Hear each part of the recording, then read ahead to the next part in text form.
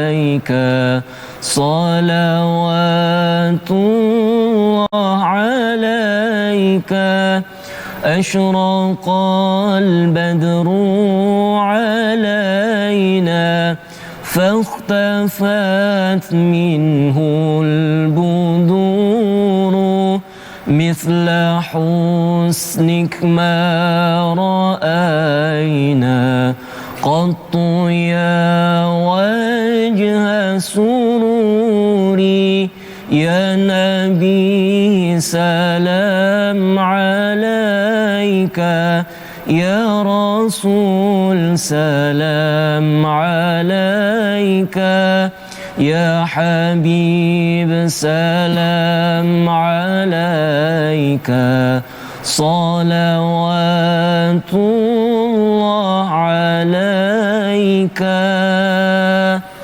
اللهم صل وسلم وبارك عليه.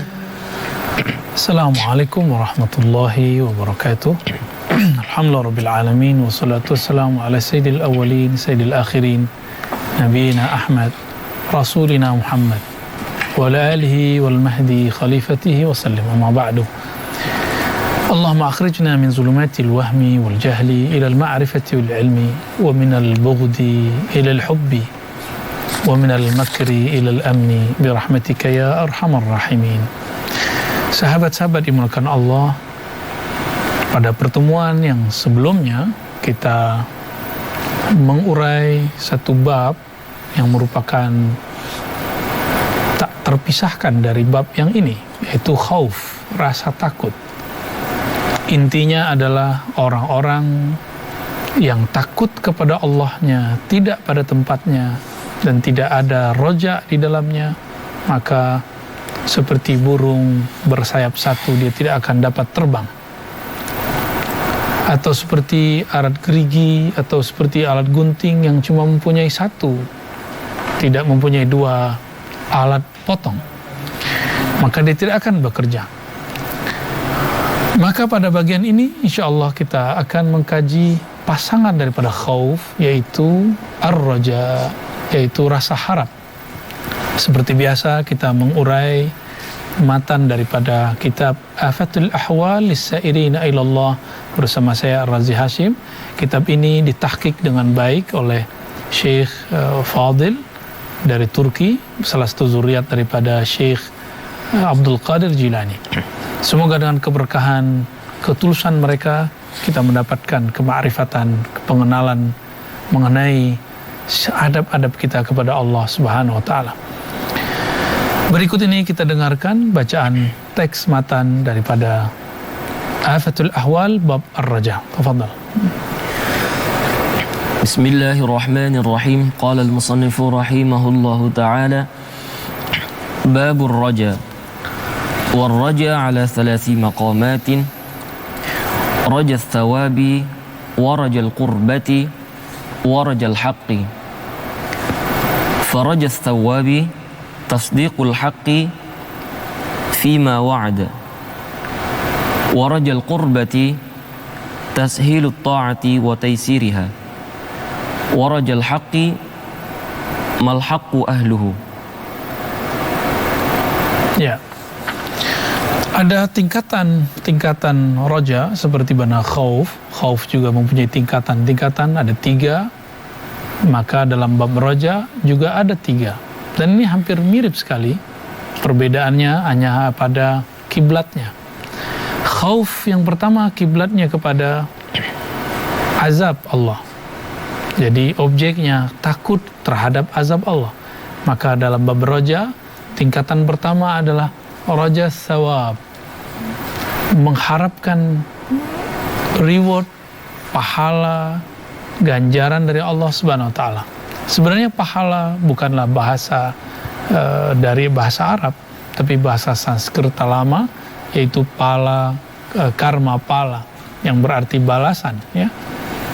Lebih kurang kalau diterjemahkan secara bebas seperti itu.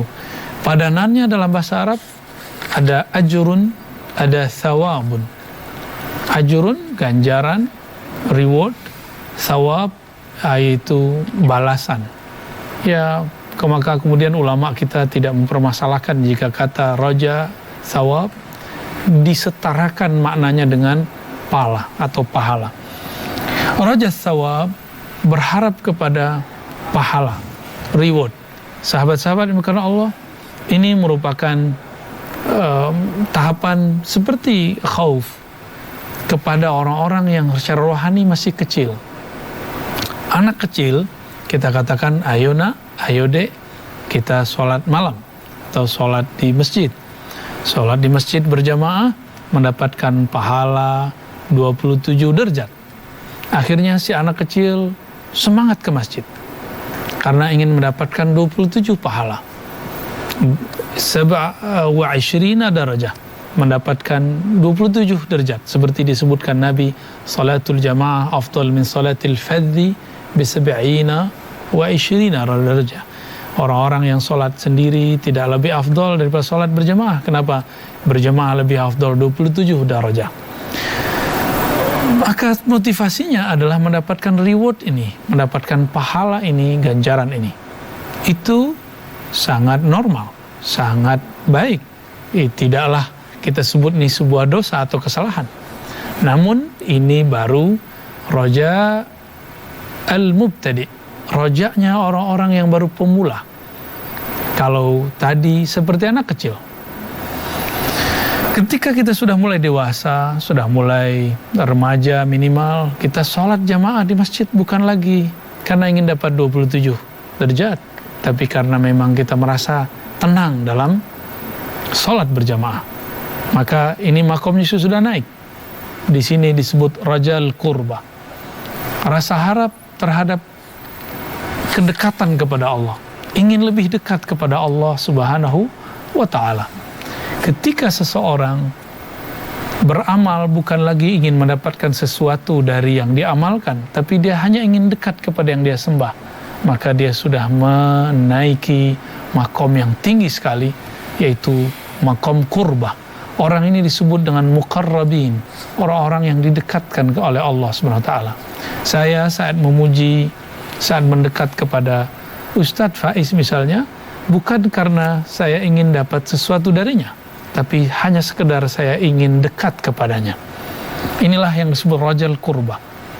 Orang-orang yang haji umrah, kita tanya, kenapa kamu pengen umrah di bulan Ramadan?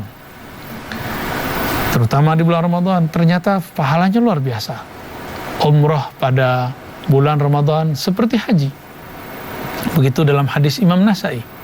Lalu orang-orang berangkatlah umrah kan ingin mendapatkan pahala haji. Apakah ini salah? Tidak salah, ini sudah bagus. Namun jika rohaninya tambah dekat kepada Allah, dia akan menjawab, saya umrah karena ingin memakmurkan kolbu, ingin menyemarakkan diri, mendekatkan diri kepada Allah Subhanahu wa ta'ala. Dekat dengan orang-orang yang tinggi sangatlah dirindukan. Apalagi Allah yang maha tinggi, tentu lebih diharapkan. Sahabat saya, dia diundang oleh seorang menteri untuk hadir di satu event. Padahal dia sudah pensiun, dan dia mengatakan, ternyata Pak Menteri, Ibu Menteri masih ingat saya. Padahal kami sudah lama tidak bertemu, kami sudah lama tidak bekerja. Ternyata dia mengenang, oh saya masih diundang. Kedekatan ini membuat orang berbahagia, dan kebahagiaannya lebih tinggi daripada orang-orang yang berharap reward, pahala. Sahabat-sahabat yang dimuliakan Allah, lalu ada raja yang ketiga, yaitu rajal haq, berharap kepada Allah semata, berharap kepadanya bukan karena sekedar pengen dekat, apalagi cuma sekedar mendapatkan pahala, tapi betul-betul hanya ingin mendekat kepada yang layak didekati. Sahabat-sahabat yang dimuliakan Allah, inilah 3 tingkatan maqamat daripada ar-raja. Di dalam Al-Quran, Allah Subhanahu wa ta'ala menyebutkan ungkapan di akhir surah Al-Kahf, faman kana yarju, siapa yang dia berharap liqa'a rabbih, bertemu Allah ta'ala, falyamal amalan salihah, maka beramallah amal yang saleh, wala yusyrik bi ibadati rabbih ahada, dan jangan menyekutukannya sedikit pun. Ada kalimat di depannya, faman kana yarju, siapa yang roja kepada Allah. Maka ar-roja, harap itu ada rukunnya. Minimal pertama, bahwa yang diharapkan adalah pertemuan kepada Allah. Yang kedua, dia beramal soleh. Dan yang ketiga, dia tidak menyekutuinya sedikit pun. Sahabat-sahabat yang dimuliakan Allah, inilah yang mesti kita lakukan di awal hendak membangun kerohanian bab ar-raja. Mari terapkan ini dalam kehidupan kita, ajarkan juga kepada anak-anak kita, orang-orang terdekat. Semoga mutiara ar-raja ini kita dapatkan di dalam diri, rasa harap kepada Allah Subhanahu wa ta'ala. Setelah ini kita akan melihat apa yang menjadi inti daripada 3 tingkatan ini. Lalu pada akhir kajian kita akan jelaskan apa saja yang merusaknya. InsyaAllah ta'ala minal aminin. Sallallahu ala sayyidina Muhammad. Allahumma salli wa sallim wa barik alaihi wa ala alihi.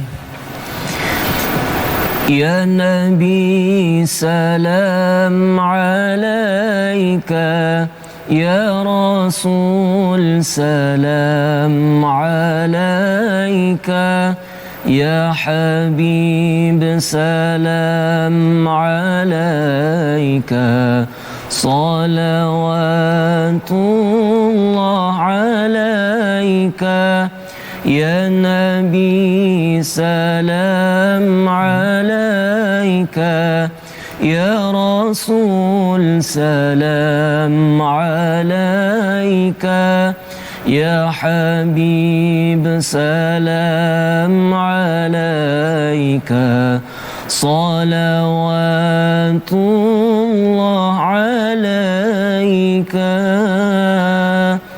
Allahumma salli wa sallim wa barik alaihi.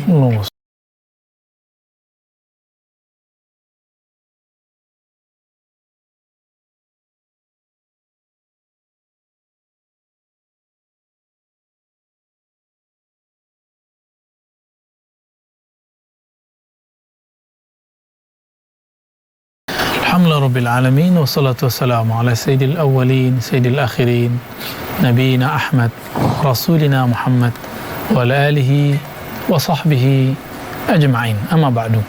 Sahabat-sahabat dimuliakan Allah, baru saja kita menguraikan tentang 3 maqamat daripada ar-raja, yaitu harap kepada Allah Subhanahu wa ta'ala. Yang pertama, raja thawab, mengharapkan reward dari Allah. Yang kedua, qurbah, mengharapkan kedekatan. Dan yang ketiga, al-haq, mengharapkan bertemu, mendapatkan perhatian daripada al-haq, Allah yang merupakan sumber dari kasih sayang, sumber dari semua harapan. Lalu Sayyidi Syekh Muhammad ibn Abdul Qadir Jilani mengatakan, raja thawab tasdiqul haq bima fima wa'ad, membenarkan. Jadi inti daripada raja thawab adalah membenarkan janji-janji Allah terhadap semua yang dia pernah sampaikan. Jadi karena mempercayai bahwa dengan sholat berjamaah dapat 27 derajat, maka muncullah rasa harap. Jadi ini boleh dikatakan harapan muncul ketika diberikan iming-imingan. Sudah benar, wajar kita kalau bekerja dikatakan kamu nanti kalau kerja ini dapat tunjangan ini, dapat gaji ini, dan kita senang. Rasa senang, rasa harap ini level pertama. Oleh Al-Imam Ibn Abbad pensyarah Al-Hikam, beliau menyebutnya dengan ikhlasul ummal, ikhlasnya para pekerja, ikhlasnya karyawan, ikhlasnya pegawai, ikhlas mereka karena ada iming-imingan. Kenapa ada orang berangkat pagi, pulang sore, bahkan lembur? Karena ada satu reward, ada gaji yang diharapkan, ada tunjangan yang berlebih. Apakah itu salah? Itu tidak salah, itu normal dan itu benar. Namun kebenarannya baru pada tahapan percaya karena diiming-imingi. Jika yang diiming-imingi ini kemudian tidak ada, kepercayaannya akan berkurang. bahkan tidak sedikit akan memusuhi. Maka kita lihat ada orang yang dulunya bekerja kepada tuannya, atasannya, sekarang memusuhinya. Dulu bekerja dengan temannya, berkawan, sekarang kemudian bertengkar. Apakah begitu terjadi juga pada orang-orang yang imannya diuji? Betul. Tidak sedikit orang yang beramal, berbuat, bekerja, lalu dia mengatakan, saya sudah sholat, kenapa masih dapat ujian? Saya sudah beramal, kenapa kemudian Allah tidak beri? Maka dia mulailah memerangi Allah, menentang Allah dan mengatakan Allah tidak adil. Jika kalam ini muncul, pada hakikatnya nur iman sedang tercabut dari dirinya. Dia mesti bersyahadat kembali. Dia harus kembali ke jalan Allah Subhanahu wa ta'ala. Yang kedua, rajal kurba, rasa harap kepada Allah, yaitu rasa harap ingin dekat kepadanya. Sahabat-sahabat iman Allah, bagaimanakah itu? Tasilut ta'at wa taisiruha. Ini terlihat indikatornya adalah ketika mudah sekali untuk taat, sulit sekali untuk maksiat. Untuk maksiat sepertinya sulit, tapi untuk tobat sepertinya mudah. Inilah ciri-ciri orang-orang yang sudah sampai pada bab ar-raja. Semua kita tidak ada yang terlepas dari dosa. Siapa? Coba cari saja. Hatta kiai, hatta syekh, hatta orang yang kita anggap seorang mursyid, seorang murabbi, seorang pembimbing rohani, tidak lepas daripada apa yang kita sebut al-ithmu wal-isyan, dosa dan kedurhakaan kepada Allah. Tapi penciriannya mereka tahu cara kembali kepada Allah. Mereka kemudian sadar, aware kepada Allah. Mereka kemudian yaltaji'u ilallah, mereka kembali kepada Allah dengan cara taubah. Tidak ada orang yang menjamin kalau saya tobat hari ini besok tidak maksiat lagi. Maka jangan ikuti was-was syaitan yang mengatakan, ngapain kamu tobat hari ini besok kamu maksiat lagi? Bukan begitu. Marilah kita doyan bertaubat, bukan doyan maksiat. Kalau doyan taubat berarti memang kita tidak bisa menahan takdir Allah yang jika kita terjebak pada suatu yang disebut kemaksiatan. Tapi ingat, ta'atul asin ayyatuba ilallah. Taatnya orang yang telah bermaksiat jika dia bertobat kepada Allah, sebagaimana maksiatnya orang-orang yang taat ketika dia merasa suci di hadapan makhluk-makhluk Allah. Sahabat-sahabat bukan Allah, tidak ada orang yang betul-betul suci dari maksiat dan dosa kecuali Rasulullah. Maka jika kita memandang ada guru kita bermaksiat, ada kawan kita yang soleh yang sudah hijrah maksiat, ada pasangan kita yang terjebak, atau anak kita, atau orang sekitar, maka katakan, betul, sadaqallah, sadaqa Rasulullah, betullah Allah, benarlah Rasulullah. Karena yang tidak maksiat cumalah Rasul, cumalah Nabi. Bahkan para Nabi pun masih disebut berdosa, meskipun bukan dosa seperti kita. Dosanya para Nabi adalah ketika mereka tidak bagus adabnya menurut diri mereka di hadapan Allah, padahal mereka tetap diridhai oleh Allah. Begitulah Nabi. Inilah yang dikatakan para ulama kita, hasanatul abrar sayyiatul muqarrabin. Kalam yang sudah sering kita dengar. Amal baik menurut orang-orang soleh, orang awam, tapi itu masih buruk dianggap oleh orang-orang khawas, orang-orang yang spesial di sisi Allah. Barangkali inilah pengantar mengenai kurba. Tapi ada yang ketiga. Yang ketiga, rajal haq, mengharap kepada al-haq, kepada Allah Subhanahu wa ta'ala al-haq. Allah menyebut dirinya al-haq, terkadang menyebutkan kabar darinya al-haq, menyebutkan Al-Quran dengan al-haq. Maka tidak sepantasnya kita menyebut diri kita al-haq. Kita ini hanya berusaha mendapatkan ridha, mendapatkan perhatian Allah yang al-haq. Rajal haq, mengharap kepada Allah. Al-haq maksudnya adalah berharap mendapat perhatian dari Allah. Sungguh beruntung orang-orang yang kalbunya merasa diperhatikan oleh Allah. Sebenarnya setiap saat Allah memperhatikan kita, tapi kita yang tidak merasa diperhatikan Allah. Betapa tulinya telinga kalbu ini. Allah selalu perhatikan, tapi kita cuek-cuek saja. Kita merasa seperti kita tidak diperhatikan. Bayangkan kalau kita semua diperhatikan oleh orang mulia. kita akan membaguskan pakaian, kita akan memperbaiki kopiah, kita akan mengusap wajah, berharap penampilan kita lebih baik, padahal wajah kita tidak akan berubah. Kenapa kita lakukan itu? Karena merasa diperhatikan. Maka orang-orang yang merasa diperhatikan Allah atau ingin mendapatkan perhatian Allah, orang-orang tersebut akan mencoba mengenal sejatinya Allah Subhanahu wa ta'ala. Ternyata Allah mengenalkan dirinya dengan Rahman dan Rahim lebih banyak daripada Allah Muntaqim, Allah mengazab, mengancam, Syadidul Iqab. Jarang sekali Allah menyebut dirinya yang maha penyiksa, sangat-sangat sedikit di Quran. Silakan tadabburi sendiri. Afala yatadabbaruna al-Quran? Apakah mereka tidak mentadabburi Quran, atau memang di kalbu mereka ada penutup-penutup akfal? Sahabat-sahabat dimakan Allah, Allah Subhanahu wa ta'ala berkirim surat cinta kepada kita dan menyebut Al-Qur'annya dengan Al-Haq. Maka jika ingin mendapatkan perhatian Allah, salah satunya bacalah ayatnya dengan merenungi maknanya. Mau sampai kapan kita cuma membaca Quran tidak tahu maknanya?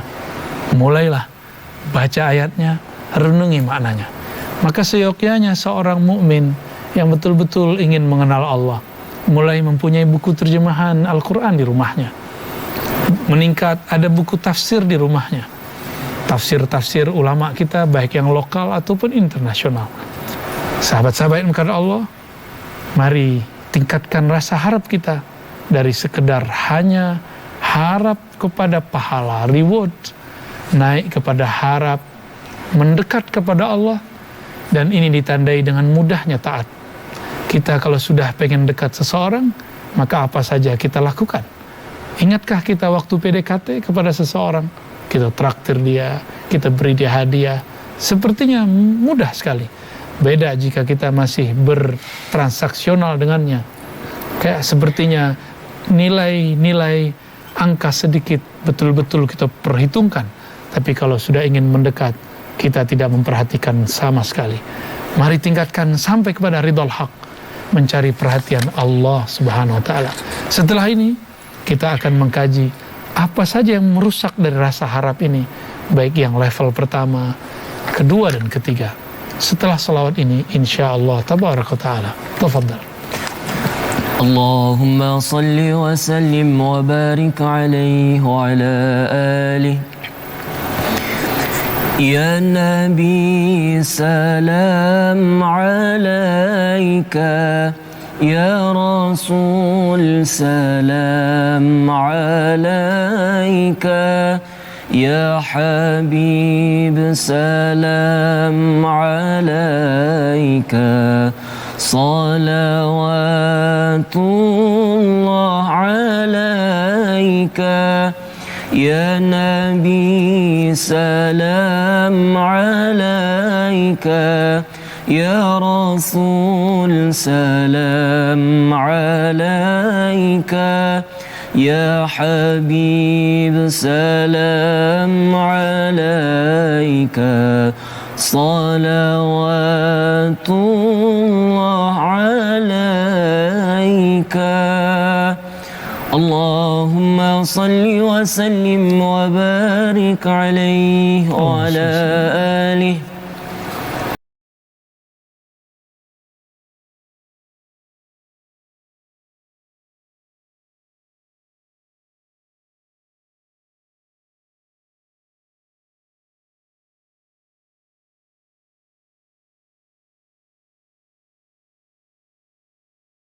Alhamdulilladzi akhfa likulli mu'minin ma ukhfiya lahum min qurrati a'yun jazaa'an bima kanu ya'malun. Segala puji bagi Allah yang menyembunyikan, menyediakan, menyiapkan, mempersiapkan rahasia-rahasia kenikmatan yang tidak pernah mereka lihat dengan mata, tidak pernah mereka dengar dengan telinga, bahkan tidak pernah terbersit di kolbu. Jazaa'an bima kanu ya'malun, sebagai balasan, reward, sebagai ganjaran terhadap apa yang telah mereka lakukan. Sahabat-sahabat bukan Allah, amal itu ada amal fisik, Inilah yang disebut makom pertama. Ada amal qalbu, amal fikiran. Dan ketiga ada amal ruh. Amal qalbu dengan menyebut-nyebut namanya. Amal qalbu dengan mengulang-ulang asma dan sifatnya. Sedangkan amal ruh hanya dengan mengenal dan memandangnya. Kita baru saja masuk kepada apa yang disebut dengan ar-raja, yaitu rasa harap. Harap kepada reward dari Allah, pahala-pahala. Naik lagi harap kepada kedekatan. Dan yang ketiga, harap mendapatkan perhatian dari Allah Subhanahu wa ta'ala. Imam Abul Hasan Syazili pernah berdoa, Allahumma ja'al sayyiatina sayyiat man ahbabta.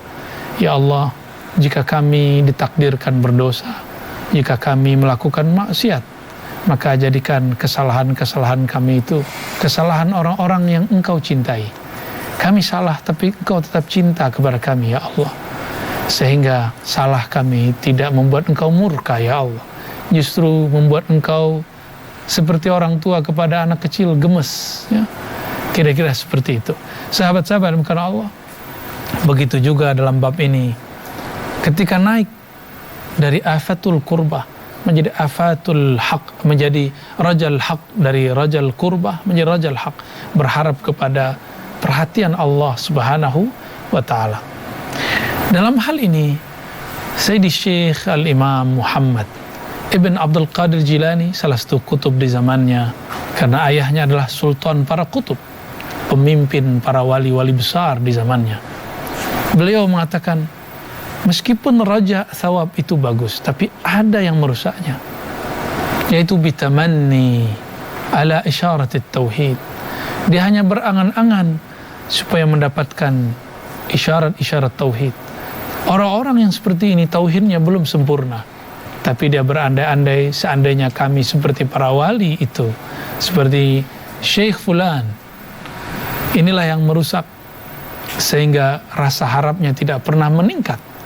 Rasa harapnya hanya sampai pada harap kepada reward, harap kepada apa yang Allah janjikan. Seandainya Allah tidak menjanjikan, dia tidaklah beramal. Seandainya Allah tidak memberikan ganjaran, apresiasi, dia mungkin tidak akan mengejar suatu amalan. Ada afatul qurbah. Ini agak sedikit rumit dijelaskan. Beliau mengatakan yang merusak rasa harap untuk dekat kepada Allah adalah tafdidut ta'at fil ain.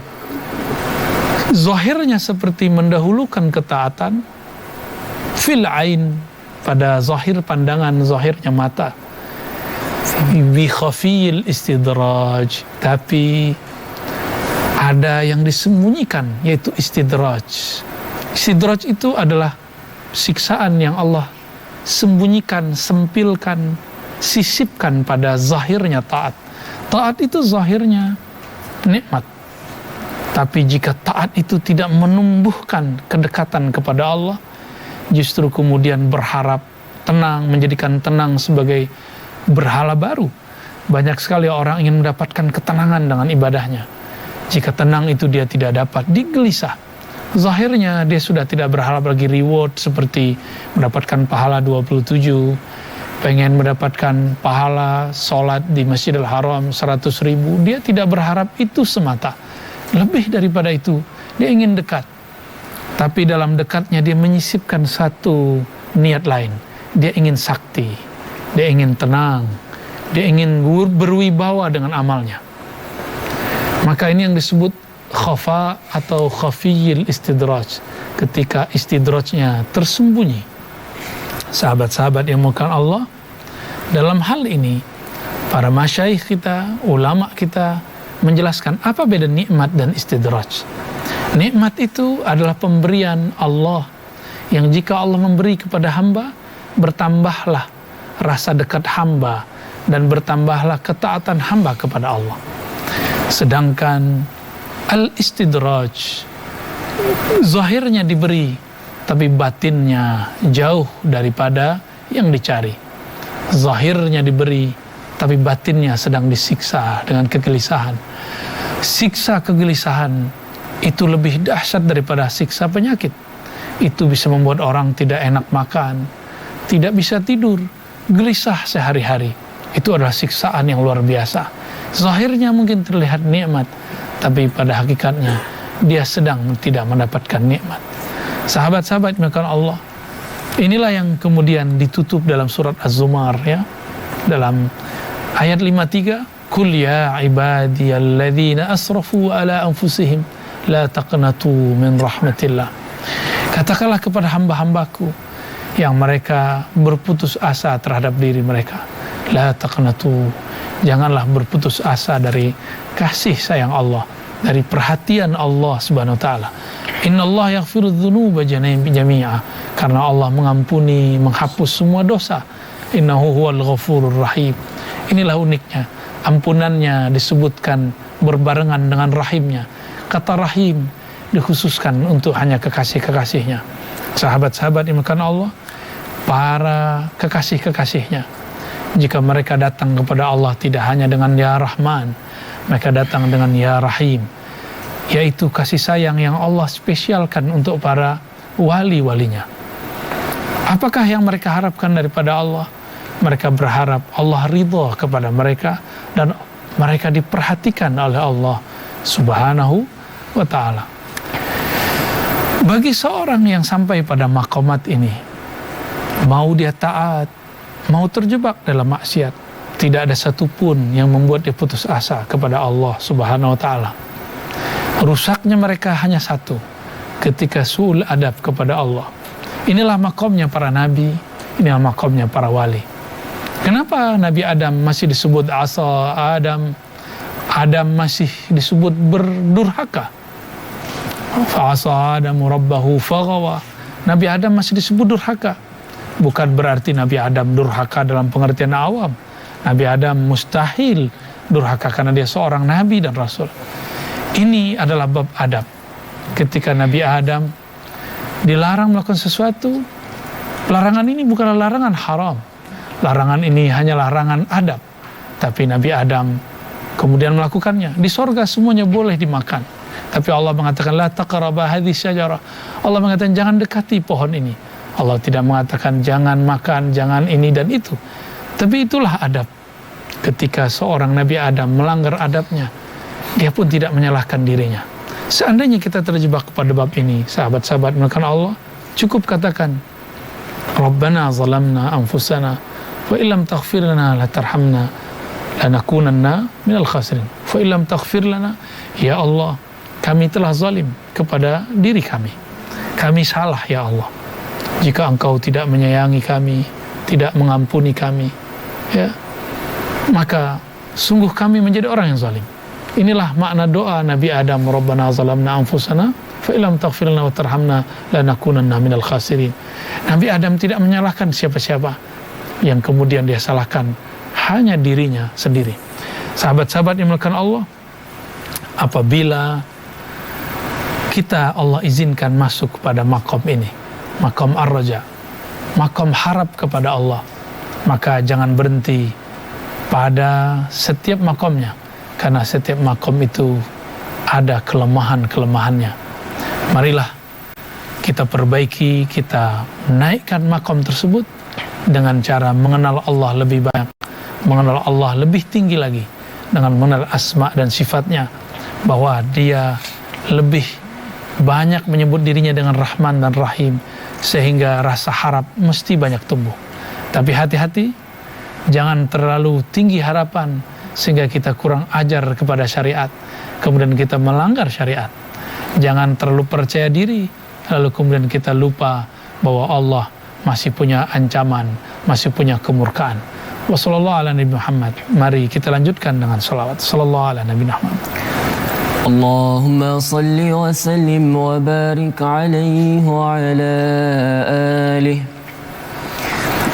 Ya Nabi salam alaika, Ya Rasul salam alaika, Ya Habib salam alaika, salawatullah يا نبي سلام عليك يا رسول سلام عليك يا حبيب سلام عليك صلوات الله عليك اللهم صل وسلم وبارك عليه.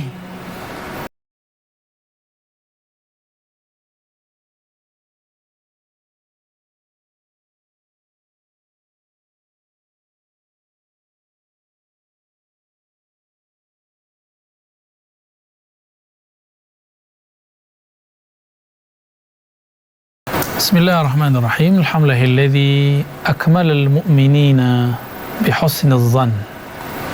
Amma ba'du. Allahumma salli wa sallim wa barik ala sayyidina Muhammad.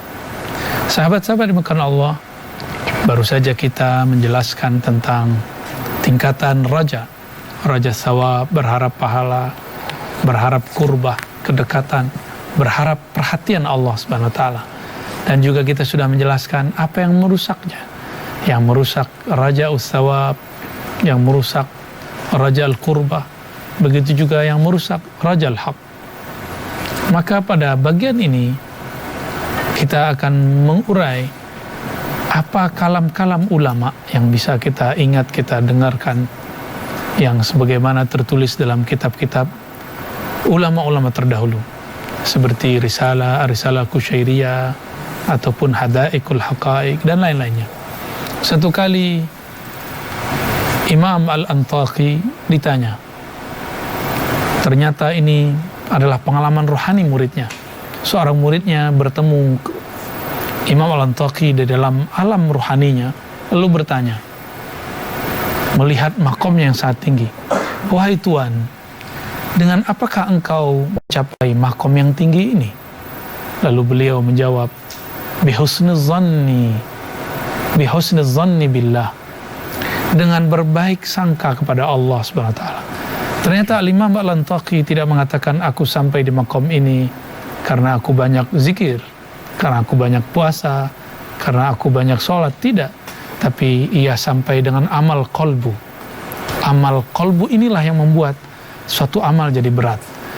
Inilah rahasianya kenapa Nabi SAW menyebutkan orang yang belajar satu bab ilmu lebih afdal daripada yang sholat 1000 rakaat. Bahkan tidurnya orang yang alim lebih baik daripada sholatnya orang-orang yang jahil. Karena orang yang alim, isi kolbunya yang dipenuhi ilmu, itu yang lebih berat di sisi Allah Subhanahu wa ta'ala. Orang-orang yang menyimpan ilmu-ilmu Allah di dalam kolbunya, tentunya Allah akan lirik dia. Sebanyak apakah kita menyimpan namanya di dalam kolbu, mengenal tentang dirinya di dalam ruh kita ini, maka sebanyak itulah Allah Subhanahu wa taala akan memberikan perhatian kepada kita semua. Maka sahabat-sahabat yang dimuliakan Allah, mulailah mengkaji nama-namanya. Semakin kenal namanya akan semakin takut, juga akan semakin harap kepadanya. Begitu juga seorang yang boleh kita katakan imam, ya, di zamannya, yaitu Imam Malik, Imam Darul Hijrah, guru daripada Imam Syafi'i. Di saat beliau sakaratul maut, murid-muridnya bertanya, seperti dihikayatkan oleh pengarang kitab Hadaikul Haqaiq, wahai Tuan, apakah yang engkau rasakan? Jawabannya, selama kalian berbaik sangka kepada Allah dalam bab hisab, maka kalian tu'ayinun, kalian akan diperlihatkan Allah, akan dibantu oleh Allah Subhanahu wa ta'ala. Lebih kurang Imam Malik sedang ingin menjelaskan, la yamutanna ahadukum illa wa huwa yahsanu dhanna billah. Kamu janganlah menghadapi kematian kecuali dalam keadaan husnuz zan, bahwa Allah akan berbuat baik kepadanya.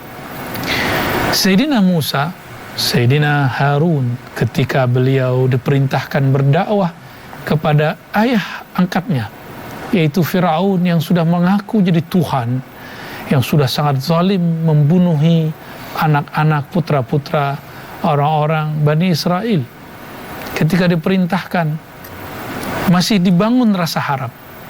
Apa kata Allah? Faqula lahu qawlan layyina. Wahai Musa, wahai Harun, berangkatlah kepada Fir'aun, katakanlah kepadanya kalam-kalam yang layyina, kalam-kalam yang sangat lembut, yang sangat menyentuh. Jangan katakan kata-kata yang kasar. Inilah adab kita jika kita hendak menumbuhkan harap, ingin membangun negeri. Jika ingin mengkritisi pemimpin-pemimpin di satu negeri, satu daerah, katakanlah dengan kata-kata yang layyina. Bayangkan jika Fir'aun yang sudah mengaku jadi Tuhan, Nabi Musa masih diperintahkan berkata yang lembut.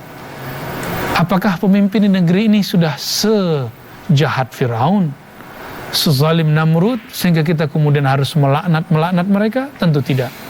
Maka benarlah Nabi mengatakan afdalul jihad, jihad yang paling utama jika mengatakan ittaqillah, bertakwa kepada Allah, kepada pemimpin yang dianggap zalim.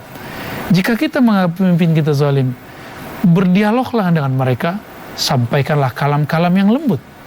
Jangan sampaikan kalam-kalam yang kasar. Karena itu juga ada satu harapan, berharap, meskipun sangat mustahil sepertinya seorang Fir'aun dapat tersentuh kalam Nabi Musa. Bagaimana mungkin Fir'aun akan menerima Harun? Tapi Allah tetap memberikan sebuah kaidah kepada seorang nabinya, apalagi kepada kita yang belum tentu juga seorang wali. Qulu qawlan layyina. Kepada orang-orang, pemimpin-pemimpin, tokoh-tokoh, guru-guru. Guru itu juga seorang pemimpin. Para umara juga seorang pemimpin.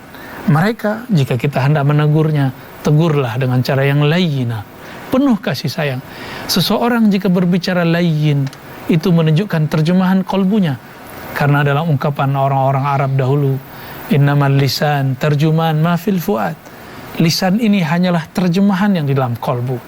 Jika di dalamnya kalam-kalam mulia, cahaya, kelembutan, nama-nama Allah yang sangat-sangat indah, maka yang keluar dari mulutnya pasti indah. Maka jangan tertipu lagi dengan penampilan-penampilan zahir. Meskipun itu berserban, berkopiah hitam, berbaju yang sangat rapi, tapi jika kata-katanya kasar, fa'alam, ketahuilah bahwa di dalam kolbunya ada noda-noda yang sulit dibersihkan. Di dalam kolbunya ada koleksi-koleksi binatang yang belum dia keluarkan, yang belum dia bersihkan. Ada binatang ternak, ada binatang buas. Itulah yang kemudian yang keluar. Jika di dalamnya buas, keluarlah hardikan, keluarlah kata-kata yang sifatnya mencari lawan. Jika di dalamnya cuma kata-kata birahi, kata-kata kotor, kata-kata menjijikkan, berarti di dalamnya masih ada binatang-binatang ternak, binatang-binatang yang kita anggap hina selama ini. Sahabat dimakan Allah, betullah kata-kata mereka. Lisan adalah terjemahan yang ada di dalam kolbu. Mari keluarkan, jika itu baik, keluarkan yang baik. Semoga itu kemudian menjadi terjemahan. Disitulah Allah Subhanahu wa ta'ala menguji seorang Nabi Musa, seorang Nabi Harun. Jika benar di dalammu cinta kepada Allah, kelembutan kepada Allah, katakanlah kata-kata yang baik, hatta kepada Fir'aun. Maka lagi-lagi saya sampaikan, jika kita melihat ada sesuatu yang tidak beres di pemimpin kita, pada ulama kita, sampaikan kalam-kalam yang lembut kepadanya. Jangan langsung membentak, jangan langsung mencaci maki, apalagi melaknat. Karena Nabi mengatakan sebaik-baik kamu yang mana pemimpinnya mendoakannya dan merahmatinya, mencintainya. Dan seburuk-buruk kaum, seburuk-buruk negeri, jika pemimpinnya melaknatnya, mereka juga melaknat pemimpinnya. Pemimpinnya benci kepada mereka, mereka juga benci kepada pemimpinnya. Semoga kita termasuk yang pertama, kita mendoakan mereka, mereka mendoakan kita. Sahabat-sahabat yang dimuliakan Allah, inilah rasa harap yang Allah ajarkan hatta kepada orang yang mustahil kita harapkan ada ar-raja dalam dirinya. Inilah yang disebut positive thinking.